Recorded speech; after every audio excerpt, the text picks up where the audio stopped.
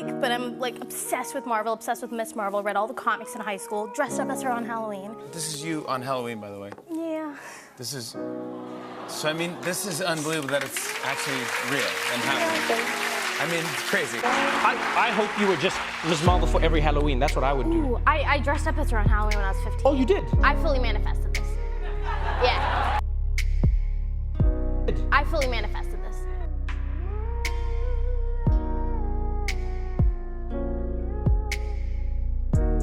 I fully manifested this. I love the story about that goes back a few years that you kind of manifested this. In 2014, you tweeted at Marvel and you were kind of like, hey, what's up? How about an Asian American superhero? Then the movie comes out and you're like, hey, Marvel, let's talk. You kind of put this out there. There's something to be said for putting this out there. Did they see the tweets? I should ask too. I am willing to bet all of my life savings that they did not. I had like, I don't know, maybe like 14 or 15 followers at the time. And I don't know, you know, when like nobody's listening to you, you just start shouting stuff anyway into the ether. And I feel like that's what I did. So, you know, yeah, I remember watching, you know, Civil War, it must have been, and being a huge MCU fan, I was always like, well, what about an Asian one? And you know, just kind of tweeted it, forgot about it, until I got announced as the, you know, the new Shang-Chi, and then somebody was like, hey, do you remember that you tweeted this all the way back?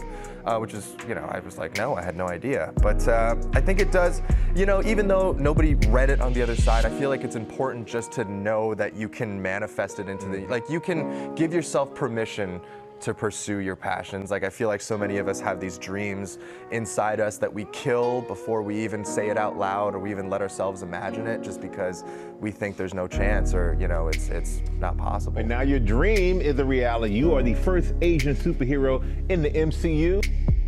Just to know that you can manifest it into the, like, you can give yourself permission to pursue your passion. It's an interesting story about how you got the role of Wong in the first Doctor Strange movie. You kind of manifested it. Well, yeah, I was, as you were saying, I was doing the film The Martian with my good friend Chiwetel Ejiofor. Yeah. And, you know, you're having lunch and what are you up to next? I was doing Doctor Strange. You go on the internet, there's this character called Wong, and hello. Hi, hey.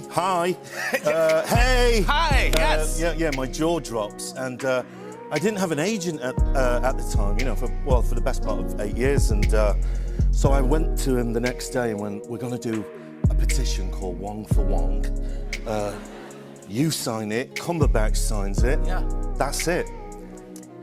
He's not having any of this. Of course, right? yeah, of course, yes. Wong for Wong, no. Yeah, so then that's out of the window. Cut to a few months later, I'm filming in Budapest. I get this mysterious email with, hi, we'd like you to audition for the part of Lee. So I was like, all right, yes. Went on tape, did some tweaks in Slovakia. By the time we got to Malaysia, I got the call from the amazing Sarah Finn. Congratulations, you're gonna have a wonderful time. I text my friend Chiwetel, I'm gonna have to borrow your lawyer. And he replied back, Wong for Wong, question mark?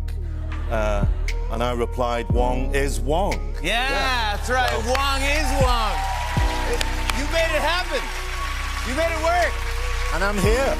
Yeah, I actually worked with Tom Holland when I did this movie called The Lost City of Z years ago, and he was, I think he hadn't even been cast as Spider-Man, and he was wearing a Spider-Man outfit when I was shooting that movie. But why? And I was like, he really manifested that part. Like, I mean, he was wearing a Spider-Man, I swear to God. Like, we were in Colombia, and I'm 99% certain he wasn't cast yet. Hold on. You say he was wearing, it might have been weirder if he had been cast and he was wearing a Spider-Man outfit, but was he wearing the costume or was he wearing a shirt that with Spider-Man on it? No, it's like, it looked like a proper costume. and we were like in the middle of nowhere in Colombia, and like with no one around. There's no one witnessed this except for me. You know what?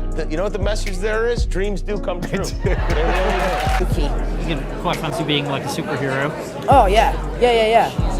I don't know. What kind of superhero would I want to play? Maybe Spider-Man in like 10 years' time.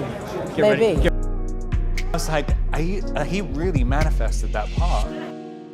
Listen, I don't know how much you believe in manifestation, but I was wondering if this photo that you posted of yourself, your head next to a giant spider, and anything to do with you manifesting this role in Spiderhead or this film in general?